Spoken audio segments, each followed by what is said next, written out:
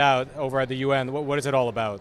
Well, the key points are that with the support of the financial institutions, of the Rockefeller Foundation, the Wellcome Trust, and the Gates Foundation, we're essentially ceding the ability to suspend all civil liberties and all of the rights associated with what we would call the Bill of Rights here in the United States, International Declaration of Human Rights. All of those can be suspended by a capricious determination that there's a public health emergency, and the minute that happens, there are no rights. In a nutshell, that's what the treaty is.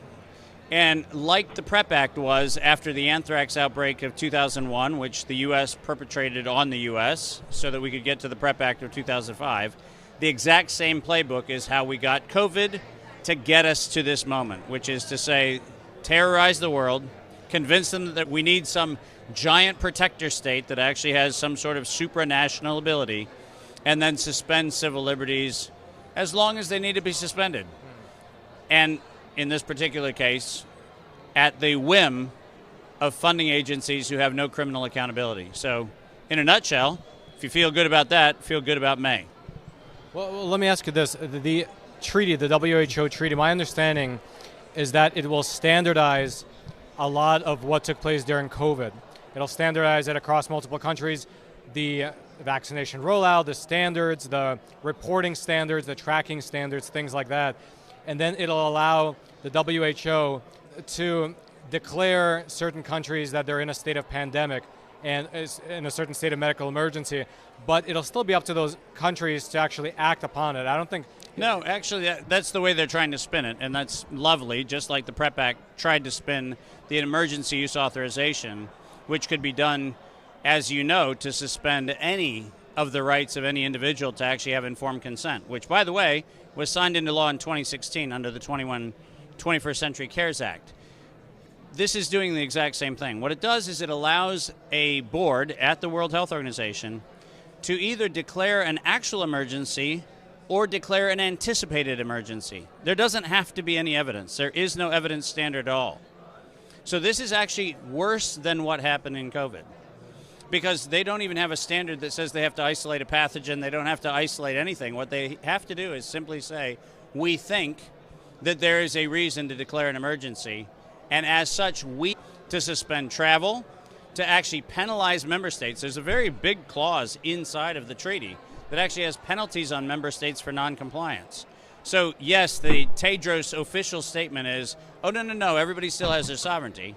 Kind of like New York had sovereignty during the pandemic. So if you feel good about how New York treated everybody during the pandemic, then you're probably safe.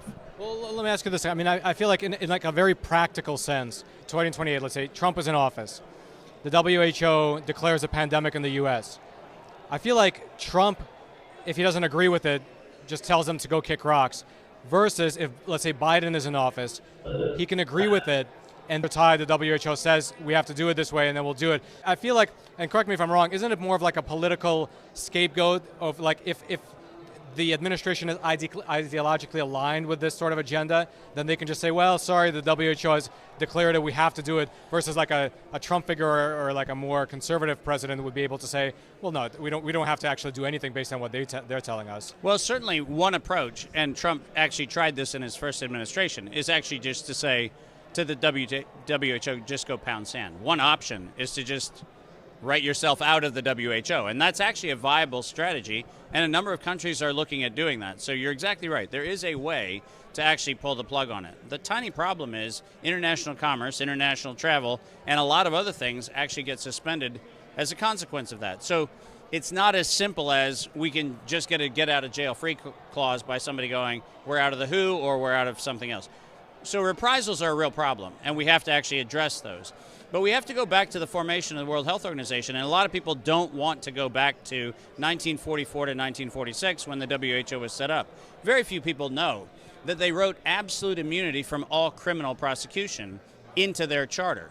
The only organization self-appointed with no external authority ever granted to have the ability to write themselves out of all forms of criminal prosecution in perpetuity. That's right in the charter of the World Health Organization. And that right, which was actually negotiated by the Wellcome Trust and the Rockefeller Foundation, they are the ones that paid for it. They're the ones that put Renee Sand up as the first director. They're the ones that actually put all of these pieces in place. give them the ability to act with impunity on citizens, regardless of your compliance or absence of compliance with any of the nation-state decisions around the World Health Organization. So you're right. We can actually hit an easy button and say, well, we're opting out. But every American citizen traveling abroad has no rights. They can be subject to any crime for which there can be no criminal prosecution. So if you feel good about that, yeah, there's probably a way we can actually soft pedal this thing. But the problem is, like we had with anthrax to get to the PrEP Act, like we've had with COVID to get to the World Health Organization treaty, these things are set up to be terror campaigns to modify the public's willingness to give up their liberties. And going back to 1904, the Jacobson case, which set the precedent for this, every single one of the public health crises was exactly for that purpose. And the presentation I made here today goes from 1904 to every crisis since, laying out exactly the 4-year period of time between the initiation of the intervention of emergency use and the suspension of civil liberties. So it's only been going on since 1904. The latest I've seen is a zero draft of the WHO treaty. They called it the version 0 draft or Yes. whatever. That was several months ago. What state is it in, and what's the next step? Is it going to be voted on at the next WHO General Assembly? Yeah, so the great thing about that is we've been told that there is in fact no public comment and no public exposure to the draft that will be ultimately ratified. This is actually being done in closed-door sessions, and there is no public announcement or public review, which sounds like great due process to me. Absolutely not. There is no public comment period, and there's no ability for member states to even read the draft until the moment they're actually in the vote.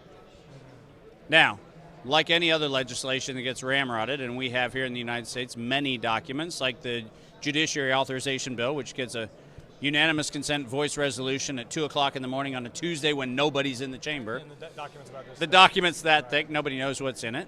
Right? Those are the problems we have. So the ability for people to have a considered review and, God forbid, a public debate have been thrown out the window. Nation states will not know what they're voting on. And remember, during COVID, and this is an important point, people in every one of the parliaments of all of the European countries and inside of the European Union didn't have a chance to review the Pfizer contracts or the Moderna contracts. Their states actually ratified those contracts. We would argue illegally, but they ratified those contracts. And what we know is that now those are binding contracts, that Pfizer is now using those contracts to sue member states for not buying their contracted requirements of injections. I mean, these things, which once again, we can actually say, let's stop the WHO treaty, right? It's a laudable objective. But my point that I made in the European Union Parliament was we have to go one step further.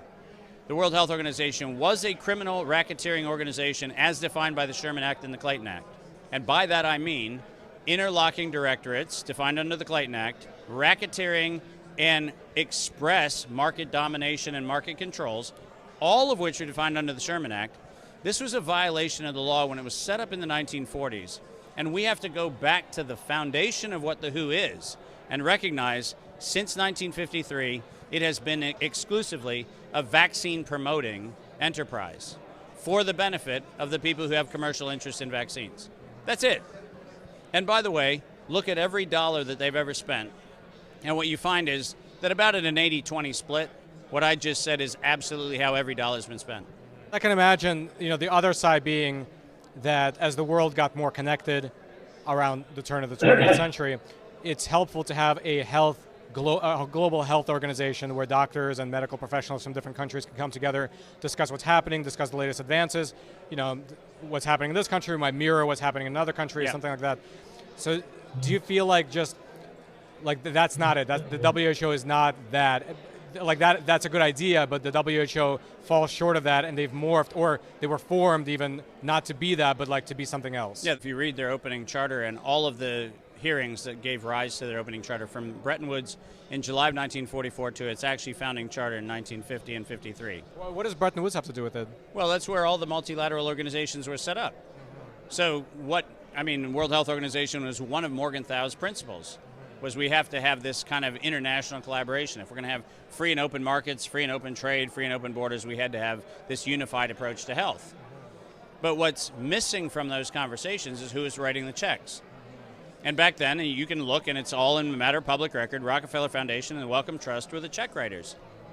Giant surprise. Why were they writing the check for establishing the World Health Organization? And if you think it was because we wanted to have information sharing and research and scientific collaboration, then you're actually not reading the actual records from those meetings, because those records were about distribution of drugs.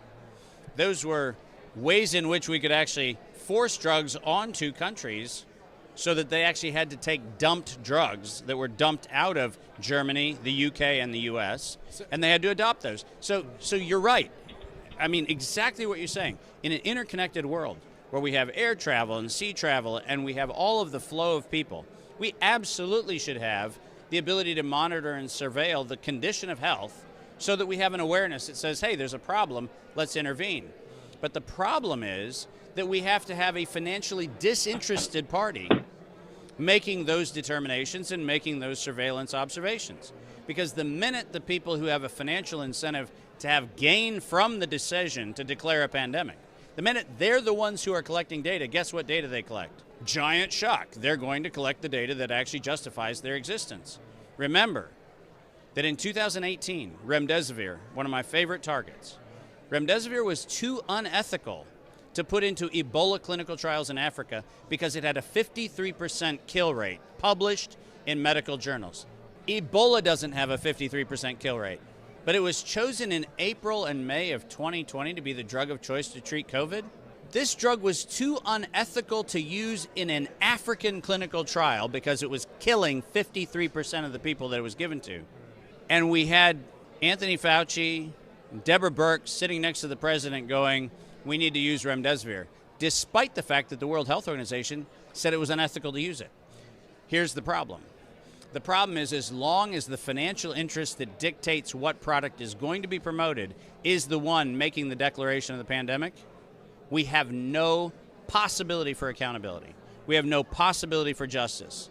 And what we do is we allow people who were formed out of the eugenics office, Carnegie Mellon in 1913, that same group of people that were the same group of people that established the World Health Organization in 1953, that same group of people are the ones who are making this decision. And I don't know how you feel about eugenics, but I have a problem with it. Well, Doctor, thank you so much for You're very welcome. insight.